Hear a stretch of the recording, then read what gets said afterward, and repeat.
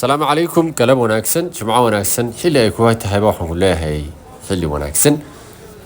halkani waa suuqa ugu weyn bariga Afrika ee la yiraahdo Meerikata ee magaalada Addis Ababa maalin dhaweyd ayaa anaga saaxiibaday aanu ka soo adeegnay amba iyo